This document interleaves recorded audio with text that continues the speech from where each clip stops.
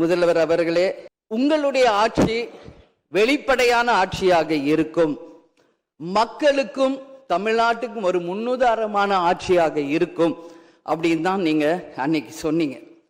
அதுபோல அரசு குடும்பத்தில் இருந்து வந்தவன் அல்ல, ஒரு எளிமையான குடும்பத்தில் இருந்து வந்தவன் தான் என்பதை முதலமைச்சராக நீங்க பதவியேற்றதை அனைவருமே வரவேற்றோம், மக்களும் வரவேற்றனர்.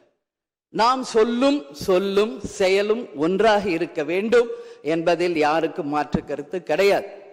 வரலாற்று சிறப்புமிக்க இந்த அவையில இன்றைக்கு பெரும்பான்மையை நிரூபிக்க வேண்டிய தருணத்தில் முதல் முறையாக மனவேதனையோடு நான் பதிய வைக்கிறேன், இங்கு குதிரை பேரம் நடந்ததாக இன்றைக்கு எதிர்கட்சிகள் அத்தனை பேருமே அதை சொல்லும் பொழுது, இதுவரை தமிழக அரசியல் வரலாற்றில் நடக்காத ஒரு விஷயம், அதுவும் இந்த வரலாற்று சிறப்பு மிக்க இந்த அவையிலே இந்த முக்கியமான நாளில் அதை பற்றி பேச வேண்டிய ஒரு நிலையை ஏற்பட்டதற்காக உண்மையில் நான் மனம் வேதனை அடைகிறேன்.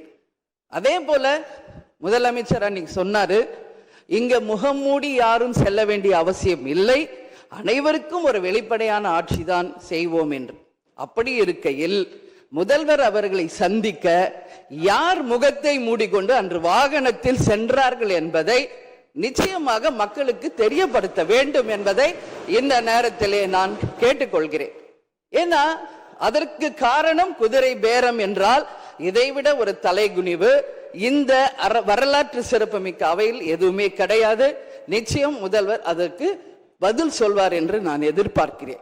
மிஸ்டர் ரத்தன் பண்டிட் என்பவரை அரசியல் சிறப்பு அதிகாரியாக அரசு வேலையில் அமர்த்தியதை ஒட்டுமொத்த தமிழக மக்கள் சார்பாக வன்மையாக இந்த வரலாற்று சிறப்பு மிக்க அவையில் நான் அதை குறிப்பிட கடமைப்பட்டிருக்கிறேன். அப்படி உங்களுக்கு ராஜகுருவா இருந்தா உங்க பர்சனலா அவரை வச்சுக்கணும். பட் அவரை அரசு உயர் பதவியில கொண்டு இளைஞர்களை நம்பி மக்கள் வாக்களிச்சிருக்காங்க.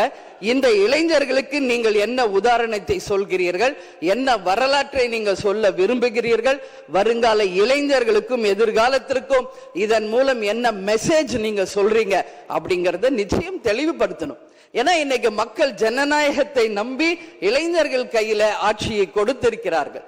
அப்போ வருங்காலம் இளைஞர்களும் வருங்காலத்திற்கும் இந்த அரசு ஒரு முன் உதாரணமா இருக்க வேண்டும் என்பதுதான் என்னுடைய ஒரு கோரிக்கை என்பதை இந்த நேரத்தில் நான் ஆணித்தரமாக பதிய வைக்கிறேன்.